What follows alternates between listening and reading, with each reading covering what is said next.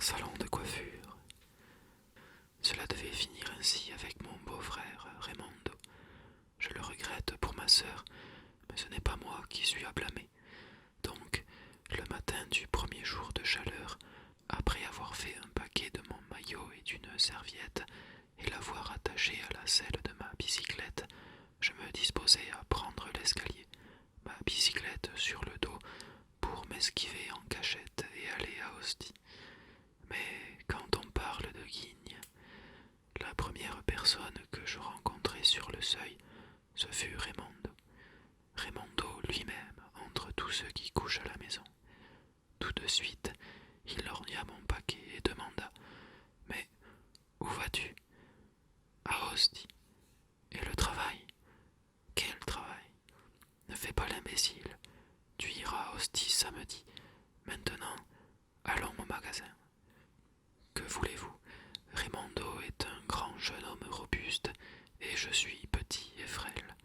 Il me prit ma bicyclette de force, l'enferma dans un réduit, et me prenant par le bras me poussa vers l'escalier en disant: Allons, Oust, il est tard.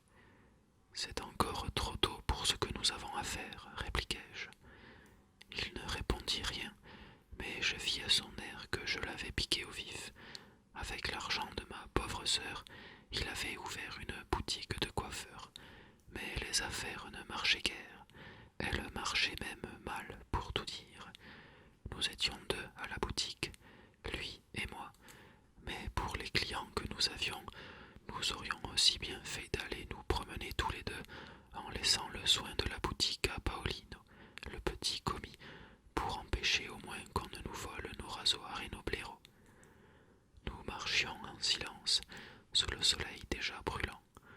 La boutique était à peu de distance de la maison, en plein cœur de la vieille Rome, rue du Séminaire, et là avait été la première erreur, car personne ne passait par cette rue d'un quartier de bureaux et de pauvres gens. Une fois arrivé, Raimondo leva le rideau de fer, enleva son veston pour passer une blouse, et je fis de même. Paolino arriva à son tour, et Raimondo lui mit aussitôt un balai dans les mains, en lui recommandant de balayer avec soin, la propreté étant la première condition pour un salon de coiffure. On pouvait bien balayer, ce n'est pas à coup de balai qu'on change en or ce qui est en fer blanc. Outre la rue peu commerçante, la boutique avait le désavantage d'être vraiment misérable, toute petite, avec des plaintes peintes en faux marbre, des fauteuils et des tablettes de bois blanc laqués de bleu, la faïence des appareils achetés d'occasion, jaunis et écaillés, les serviettes cousues et brodées par ma sœur, du travail fait à la maison. Cela se voyait de loin. Donc, Paolino balaya le sol, bien ordinaire aussi avec son carrelage gris, et pendant ce temps, Raimondo, allongé sur un fauteuil, fuma sa première cigarette. Le balayage terminé, Raimondo, d'un geste royal, donna 25 livres à Paolino pour aller acheter le journal, et, le garçon revenu, il se plongea dans la lecture des nouvelles sportives. Ainsi commença la matinée. Raimondo en train de lire et de fumer, Paolino accroupi sur le seuil, occupé à tirer le chat par la queue, et moi, assis sur le trottoir, m'abrutissant à observer la rue. Comme je l'ai dit, cette rue était peu fréquentée, et, en une heure, c'est tout juste si j'y vis passer une dizaine de personnes, des femmes pour la plupart, qui revenaient du marché avec leurs paniers à provisions. Enfin, le soleil, en tournant derrière les toits, pénétra dans la rue. Alors je rentrai dans la boutique et m'assis comme mon beau-frère sur un fauteuil. Une demi-heure passa encore, toujours sans client. Tout à coup, Raimondo jeta son journal, s'étira, bâilla et dit: Allons, Sérafino, puisque les clients ne viennent pas, pour ne pas perdre la main, tu vas me faire la barbe. Ce n'était pas la première fois qu'il me demandait de le raser, mais ce jour-là, avec cette idée qu'il m'avait empêché d'aller à Ostie, la chose me déplut plus que d'habitude. Sans répondre, J'attrapai une serviette et, de mauvaise grâce, la lui nouai brusquement sous le menton. Un autre aurait compris, lui non. Tout vaniteux qu'il est, il se penchait déjà pour se regarder dans la glace, s'examinant la barbe, se passant les doigts sur les joues. Paolino, plein de zèle, me passa le plat à barbe. Je fis ma mousse de savon et, agitant mon blaireau comme si je montais un sabéron, je barbouillai Raimondo jusqu'aux yeux. Je badigeonnai avec rage. Aussi, en quelques instants eut-il sur les joues 2 énormes tas d'écume. Puis, j'empoignai le rasoir et me mis à le raser à grands coups, de bas en haut, comme si j'avais voulu l'écorcher vif. Cette fois, il prit peur et me dit « Mais, doucement, qu'est-ce qui te prend ?» Je ne répondis pas, mais, lui renversant la tête en arrière, d'un seul coup de rasoir, j'enlevai toute la mousse depuis sa pomme d'Adam jusqu'à sa fossette du menton. Il ne souffla mot, mais je sentis qu'il avait frémi. De la même manière, je le rasai ensuite à rebrousse-poil, puis il se pencha au-dessus du lavabo et se lava les joues. Je l'essuyai avec de bonnes tapes qui, dans mon esprit, étaient autant de gifles et, à sa demande, je le poudrai copieusement de talc. Je croyais en avoir terminé, mais lui, s'allongeant de nouveau, maintenant les cheveux. Je protestai, mais je te les ai coupés l'autre jour. C'est vrai, mais il faudrait resuivre le dégradé. Les cheveux poussent. Cette fois encore, je ravalai ma bile, secouai la serviette et la lui attachai de nouveau sous le menton. Il faut reconnaître que Raimondo a des cheveux magnifiques, épais, noirs et brillants, qui lui descendent jusqu'au milieu du front et qu'il coiffe en arrière en de longues mèches lui descendant jusqu'à la nuque. Mais ce jour-là, je ne pouvais pas les voir, ces cheveux si beaux, et il me semblait retrouver en eux tout son tempérament de fanfaron, vaniteux et paresseux. Il me recommanda « Fais attention, rafraîchis mais sans raccourcir. » « N'aie pas peur, grommelai-je entre mes dents. Et tout en égalisant des pointes à peu près invisibles, je pensais à Hostie, et une grande envie me prenait de tailler dans cette masse brillante à grands coups de ciseaux. Si je ne le fis pas, c'est par amour pour ma sœur. Lui, il avait repris son journal et semblait se bercer du cliquetis de mes ciseaux comme du pépitement d'un canari. Au bout d'un moment, après avoir jeté un coup d'œil à la glace, « Sais-tu, me dit-il, que tu as l'étoffe pour être un excellent coiffeur. » Et toi, pour devenir un beau souteneur, aurais-je voulu lui répondre. Après avoir ainsi rafraîchi sa coiffure, je lui présentai le miroir pour lui montrer le travail. En même temps, je lui demandai d'une voix insinuante « Et maintenant, nous les lavons ses cheveux ou nous faisons une bonne friction ?» Je plaisantais, mais lui, l'air autoritaire, « Friction !» Cette fois, je ne pus m'empêcher de m'écrier. « Mais, Raimondo, nous n'avons en tout que 6 flacons, et tu veux en cacher un pour te faire une friction. » Il haussa les épaules. « Pense à ce qui te regarde, c'est pas ton argent, n'est-ce pas ?» J'aurais voulu répliquer « Il est toujours plus à moi qu'à toi », mais je ne dis rien, toujours par affection pour ma sœur qui se meurt d'amour pour cet homme-là, et j'obéis. Imputamment, Raimondo choisit son parfum, de la violette, et me recommanda de bien lui frotter les cheveux et de lui masser le cuir chevelu de bas en haut, de la pointe des doigts. Pendant que je le massais, il ne quittait pas la porte des yeux pour voir si un client n'allait pas entrer et interrompre cette bouffonnerie. Mais comme de coutume, il ne venait personne. Après la friction, Raimondo voulut faire de la brillantine, la meilleure, celle qui venait de France. Finalement, il me prit le peigne des mains et se coiffa lui-même avec un soin inimaginable. « Ah, je me sens bien, fit-il en se levant de son fauteuil. Je regardai ma montre. Il était près d'1 heure. « Raimondo, dis-je, je t'ai fait la barbe, décoiffé, frictionné. Laisse-moi aller prendre un bain de mer. J'ai encore juste le temps. » Et lui, ôtant sa blouse, « Je rentre manger à la maison. Si tu t'en vas aussi,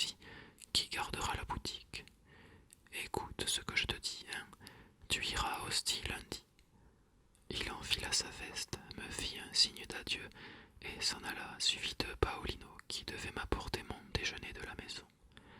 Demeuré seul, l'envie me prit de lancer des coups de pied dans les fauteuils, de briser les glaces et de jeter blaireaux et rasoirs dans la rue. Mais en pensant qu'après tout ces objets appartenaient à ma sœur, et un peu à moi de ce fait, je dominai ma colère et m'assis en attendant. Plus personne ne passait dans la rue. Sous le soleil, le pavé était aveuglant. Dans la boutique, les glaces disposées autour de moi me renvoyaient ma figure maussade, et la vue de toutes ces images, jointe à la faim qui commençait à me tenailler, me faisait tourner la tête. Heureusement, Paolino arriva avec un plat enveloppé d'une serviette. Je lui dis qu'il pouvait rentrer chez lui et me retirer pour manger en paix dans l'arrière-boutique, un petit réduit que cachait une tenture transparente. Pendant ce temps, chez nous, Raimondo faisait le difficile en face de toutes les bonnes choses préparées par ma sœur. Mais moi, ayant dénoué la serviette, je ne trouvais qu'une portion de macaroni à demi froid, un petit pain et une fiole de vin. Je mangeais lentement pour faire au moins passer le temps, et tout en mangeant, je pensais que Raimondo avait trouvé un bon râtelier et que c'était un crime que ma sœur se soit amourachée de lui. Je venais à peine de finir qu'une voix me fit tressaillir. « Je vous dérange ?» Je sortis en hâte de l'arrière-boutique.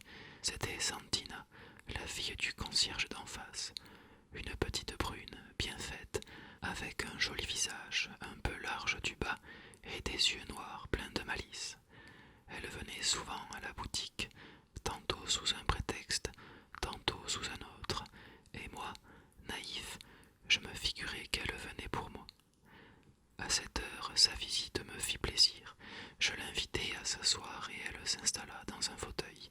Elle était si petite que ses pieds ne touchaient pas terre.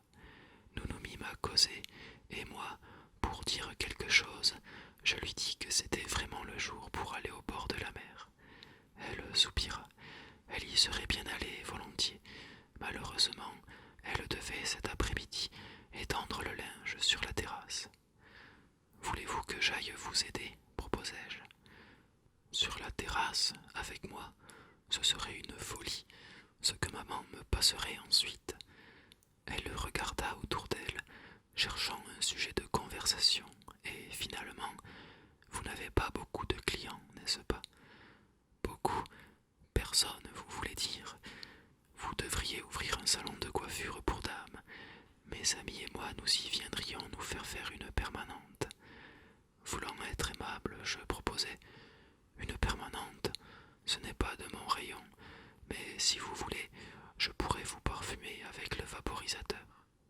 Elle, aussitôt, coquette. Oh oui, et quel parfum avez-vous? De l'excellent parfum. Je pris le vaporisateur et me mis à l'asperger un peu partout, par jeu, tandis qu'elle criait que je lui en mettais dans les yeux et se couvrait le visage de son bras. À ce moment, apparut Raimondo. « Bravo, je vois que vous vous amusez, fit-il d'un ton sévère sans nous regarder. Santina s'était levée en s'excusant. Je replaçai le flacon sur la console. Raimondo me dit « Tu sais bien que je ne veux pas de femme dans la boutique, et puis le vaporisateur est pour les clients. » Santina protesta en minaudant. « Signor Raimondo, je ne pensais pas faire de mal. » Et elle s'en alla sans hâte.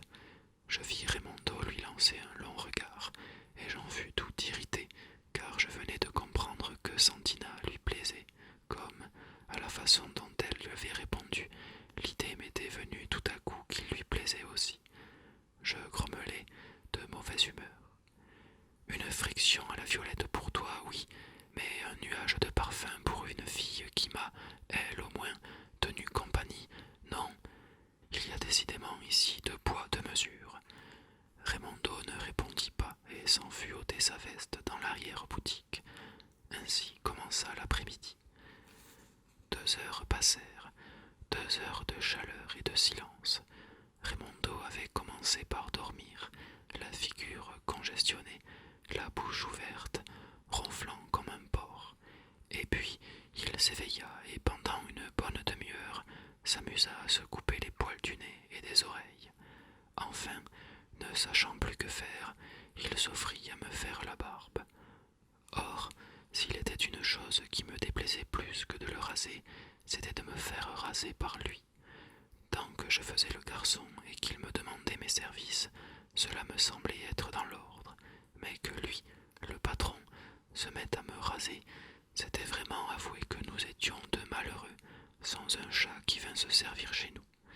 Pourtant, comme je m'ennuyais, moi aussi, à ne rien faire, j'acceptais son offre. Et déjà, il m'avait enlevé toute la mousse de savon sur une joue et s'apprêtait à en faire autant sur une autre, lorsque, de la rue, la voix de Santina se fit à nouveau entendre. « Je vous dérange ?» Nous tournâmes la tête, moi avec ma figure à moitié savonneuse, Raimondo avec son rasoir en l'air.